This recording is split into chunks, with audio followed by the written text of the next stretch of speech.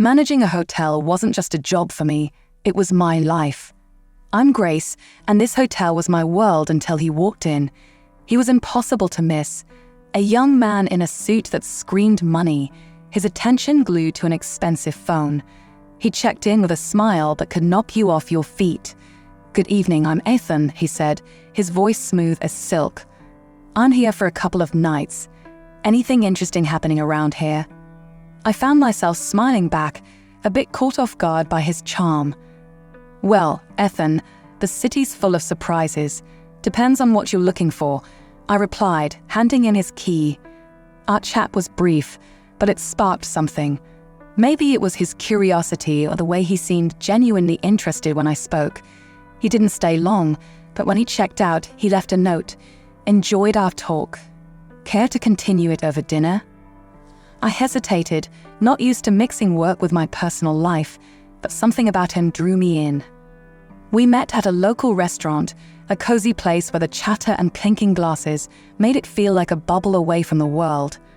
"You really have this place dialed in, don't you, Grace?" he said with a smile as we sat down. I laughed, feeling oddly at ease. Guess you could say I had some practice. Dinner flew by as we talked about everything and nothing. He was an open book, or so it seemed, sharing tales of his travels and investments. When the conversation turned to me, I found myself opening up more than I usually would. I told him about losing my parents, about how it was just Mia and me against the world since I was 21. "That's a heavy load to carry, Grace." "You must be incredibly strong," he said, his eyes reflecting a mix of admiration and something else I couldn't quite place. I shrugged, brushing off the compliment. "We all play the hand we're dealt, right? Mia has been my priority. Our parents left us a little something, and I've been careful with it, made it grow bit by bit." He nodded, his expression thoughtful. "That's impressive. You've got a good head on your shoulders." As the night wore on, I realized I hadn't laughed this much in a long time. But when I tried to learn more about him, about his family, he'd skillfully changed the subject. "My folks and I don't see eye to eye. Let's just say they have their ideas about life, and I have mine," he said, a shadow crossing his face. I didn't press further. We all have our stories, our scars. As the evening drew to a close, I found myself not wanting it to end. There was something about Ethan, something that made me feel alive in a way I hadn't in years. My life with Ethan felt like a whirlwind, each day a new adventure, every moment spent together filled with laughter and dreams of the future. He had this way of making the ordinary seem extraordinary, turning simple dinners into unforgettable evenings. "Ethan, I still can't believe how fast everything is moving," I said to him one evening as we sat in our favorite little cafe, the one with the dim lights and cozy corners. He reached across the table, taking my hand in his. "Grace, when something feels right, why wait? I've never been sure of anything in my life," he replied, his eyes holding mine with an intensity that sent shivers down my spine. "I know it's just, everything's happening so fast. It's a lot to take in," I confessed, feeling a whirlpool of emotions swirling inside me. He squeezed my hand gently. "I get it, but trust me, Grace, I'm here for the long haul. I want to build a life with you, a future, and I want to start by making our wedding day the most memorable day of our lives." The way he spoke about our wedding with such passion and certainty, it was hard not to get caught up in his vision. He painted a picture of a day so lavish and beautiful it took my breath away. "Imagine it, Grace, a ceremony that no one will forget, a celebration of our love. It's going to be perfect," he said, his voice filled with excitement. "And the honeymoon, you mentioned something about the most expensive hotel in the world," I asked, a mix of curiosity and apprehension in my voice. His smile widened. "Yes, it's all part of the plan, but I need you to trust me to take this leap with me. Your savings for the wedding, my funds for the honeymoon, and our future home together. We'll make this a reality," Ethan pleaded. I hesitated, the practical part of me screaming caution. But looking into his eyes full of love and promise, I found myself nodding. "Okay, Ethan, let's do it. Let's make this wedding a day to remember." As the weeks flew by, the wedding preparations became all-consuming. Ethan was a man of action, taking care of every detail, ensuring that our day would be nothing short of spectacular. And as I watched him, so full of life and determination, I couldn't help but fall even deeper in love. Ethan, you're amazing. The way you're handling everything, I don't know how to thank you. I said to him one evening as we reviewed the list of guests and the lavish menu he'd planned. He pulled me close, his arms wrapping around me. Grace, seeing you happy is all the thanks I need. This wedding, it's just the beginning. Our life together is going to be even more beautiful. But amidst the whirl of excitement, there were moments when doubt crept in, whispering questions in the quiet of the night. Was I moving too fast? Was I getting swept away by the romance of it all? Every time those thoughts surfaced, Ethan's assurances were there to chase them away. His words, his promises, they were my anchor, holding me steady in the storm of uncertainty. The wedding prep had my days packed, but amidst the whirl of cake tastings and flower selections, I knew I needed Mia, my sister, my confidant, by my side. Since our parents passed, it had been us against the world, and her input meant everything to me, especially now. I called her up, hoping she could sneak away from the cafe she worked at. Hey Mia, think you can ditch the aprons and coffee smells for some tulle and satin today? I half joked, my voice laced with hopeful anticipation. Mia's laughter came through the phone, light and familiar. For you, sis, I'll trade coffee stains for bridal trains any day. Give me an hour to wrap things up here, and I'm all yours. The bridal shop was a wonderland of white and ivory dresses, cascading like waterfalls of lace and silk. As I tried on gowns, Mia's presence was a calming force in the storm of satin and sequins. That one, Grace, it's like it was made for you, Mia said, her eyes lighting up as I stepped out of the dressing room in a gown that felt just right. I studied my reflection, the dress hugging every curve and cascading to the floor in a sea of soft fabric. You think I feel, I don't know, like a real bride? I admitted, a smile creeping onto my lips. Mia's grin matched mine, but in a fleeting moment, I caught a shadow pass over her face, quick and troubling. Before I could question it, she was up and pulling a dress off the rack. Mind if I give this one a whirl? Just for kicks, Mia said, holding up a stunning gown that caught the light with every movement. I laughed, the sound a mix of surprise and delight. Planning on eloping, are you? Or is there a mystery man you've been hiding from me? Mia's laugh, usually so carefree, held a note of something I couldn't quite place. Oh, Grace, you know me. Always a bridesmaid, never a bride. But a girl can dream, can't she? She quipped, though her gaze darted away, hiding something. The day rolled on, a blend of laughter and whispers of silk, but Mia's mood seemed to flip like a switch, her usual bubbly demeanor clouded by moments of distraction. Everything okay, Mia? You seem a bit off today, I probed gently, concern threading through my words. She was quick to dismiss it, a wave of her hand erasing my worries. It's nothing, really, just cafe chaos, you know how it gets, Mia assured me, but her forced smile didn't quite reach her eyes. As we left the bridal shop, the weight of her secrets seemed to hang between us, an unspoken tension that neither of us could quite navigate. I wanted to believe it was just pre-wedding stress, maybe a spat with a troublesome customer, but the nagging in my gut told me it was something more. That night, as I lay in bed, the excitement of finding the perfect dress was overshadowed by the puzzle that was Mia's behavior. She was the one person who had always been an open book to me, yet now there were pages I couldn't read, words hidden just out of sight. And as the wedding day edged closer, the joy I should have been feeling was tinged with a worry I couldn't shake. Mia and I had faced everything together, but now it felt like there was a growing gap, one filled with secrets and unasked questions. Little did I know, the answers to those questions were about to turn my world on its head.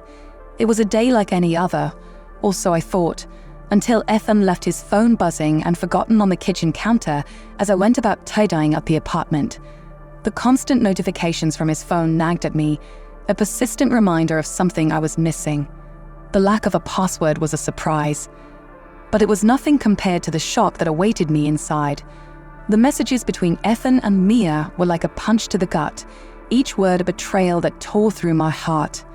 They weren't just having an affair, they were planning to push me aside like I was nothing, like all the years of sisterhood with Mia meant less than the dirt under their shoes. I read and reread Mia's message, confessing her pregnancy with Ethan's child. The words blurred as tears clouded my vision. Can't believe we'd pulled this off. She's such a fool, falling for every lie. And now with the baby, we can finally be together, just as we planned, it read. The world around me seemed to spin, a carousel of deceit and treachery. Ethan's reply was no better, declaring his love for Mia and his eagerness to see me humiliated, ousted from my own wedding. She's just a naive cash cow. Can't wait to get rid of her and start our real life together. This wedding will be perfect, thanks to her money, he wrote. I sat there, the phone heavy in my hand, a storm of emotions raging within me. Betrayal, anger, disbelief. They all fought for dominance, but above all, a cold determination began to take root. They thought they could use me, discard me like an old toy. I'd show them the price of underestimating Grace Anderson. When Ethan returned, his carefree demeanor was like a slap in the face. "Hey babe, did I miss any important calls?" he asked casually, picking up his phone. I forced a smile, my insides burning with anger. "Nope, just the usual stuff. Busy day," I replied, my voice steady despite the turmoil within. He flashed that charming smile, the one I now knew was nothing but a mask, as always. "But nothing's more important than coming back to you," he said, leaning in for a kiss. I had to force myself not to recoil. From that moment on, I played the part of the oblivious fiancé to perfection. I smiled, I nodded, I went along with the wedding plan. But behind the scenes, I was planning my revenge on the two people who had betrayed me in the worst possible way.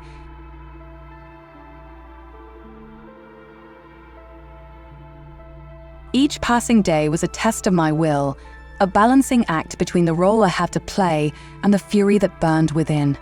But I wouldn't let them see me break. I'd bide my time, and when the moment was right, they'd learn the true cost of their treachery. And as I lay in bed each night, the image of Ethan and Mia's deceitful faces etched into my mind, I made a silent vow. They would pay for what they'd done, and their twisted game would be their undoing. I was no longer just the jilted fiancé. I was the architect of their downfall, and my revenge would be meticulous, calculated, and oh so sweet. The days leading up to the wedding felt surreal. On the surface, everything was perfect. The flowers, the guest list, the dress. But beneath the facade of perfection was a storm brewing, a tempest of anger and betrayal that I held tightly within. Ethan was his usual self, all smiles and affection, blissfully unaware of the storm he was about to sail into. "Grace, everything's coming together so beautifully. This wedding is going to be the talk of the town," he said one evening as we reviewed the final preparations. I nodded, my smile practiced and polished. "Yes, it's going to be a day to remember," I replied, the words laced with a meaning he couldn't possibly grasp. Mia was harder to face. The sister I had loved and protected was now a stranger, her every word and gesture a reminder of her betrayal. Yet I kept my mask firmly in place, the mask of the loving sister, blissfully ignorant of the knife she had planted in my back. "Grace, you're handling everything so well. I don't know how you do it," Mia said one day as we finalized the seating arrangements. I looked at her, the sister I thought I knew, and forced a laugh. "Oh, Mia, you know me. Always had a knack for organizing chaos," I said, the irony of the statement not lost on me.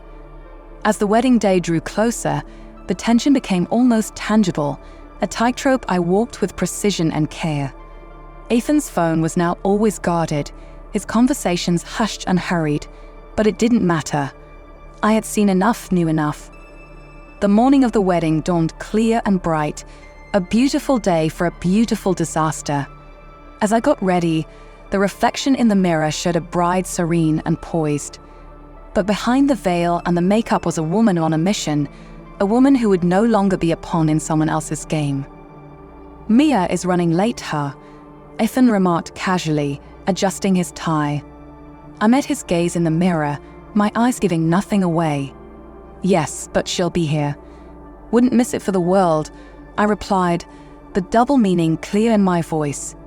He nodded, oblivious to the undercurrents. "Well, she's always been a bit unpredictable. But today's about us, Grace, our new beginning," he said. I turned to face him, my smile a masterpiece of composure. "Yes, Ethan, a new beginning indeed," I said, my heart steeling itself for what was about to come. And as I walked down the aisle, the eyes of friends and family on me, I knew that this was it. The calm before the storm was over, and the reckoning was about to begin.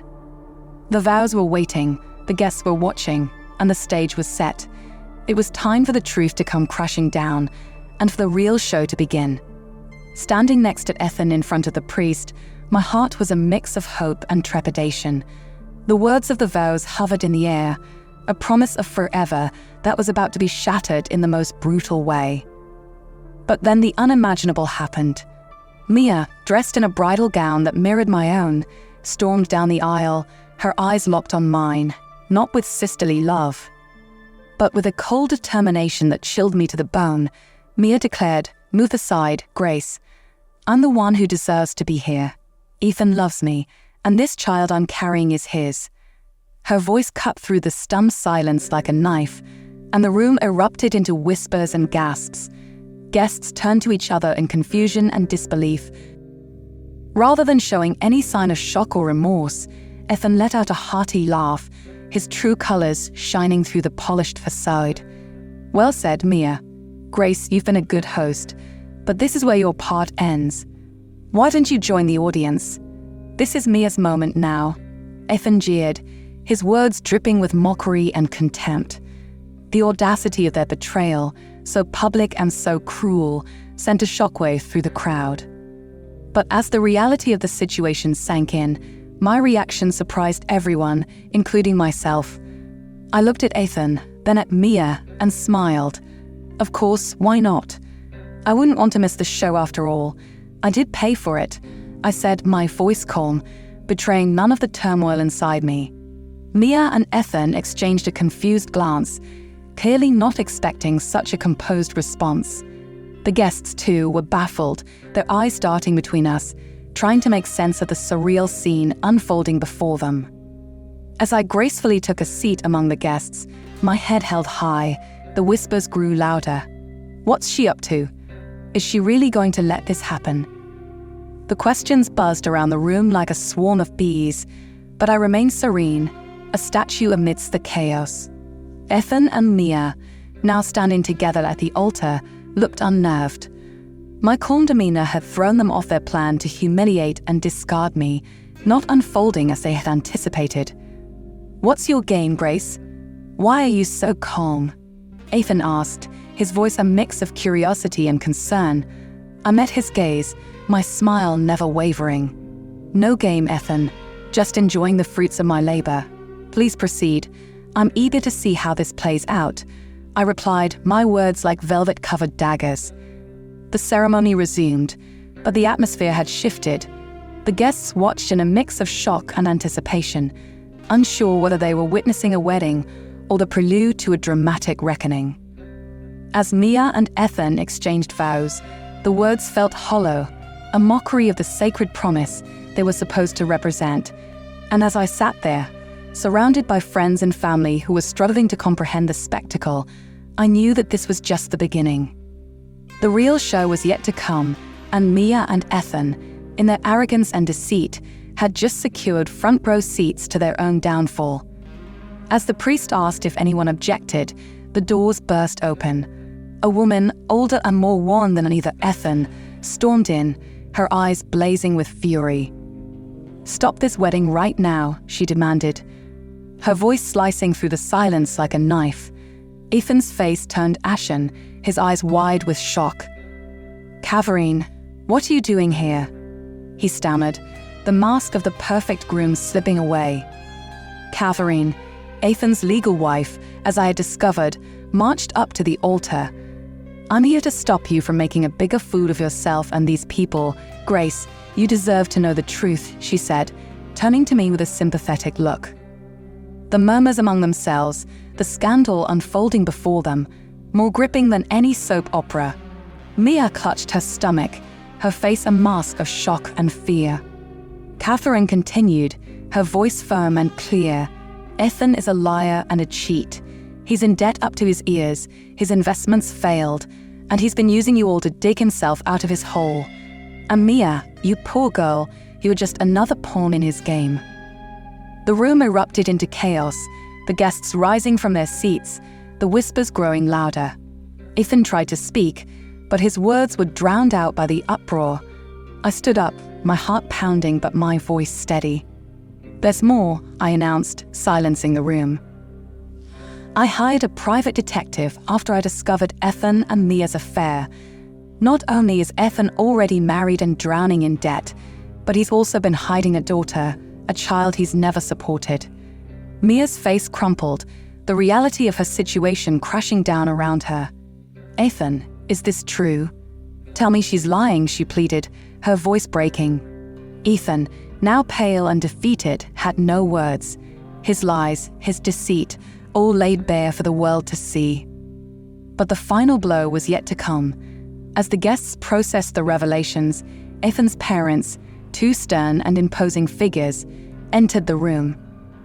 I had reached out to them, told them everything, and now they were here to confront the son who had brought shame to their name. Ethan, his father, a man of few words, spoke with a voice that resonated with disappointment and anger.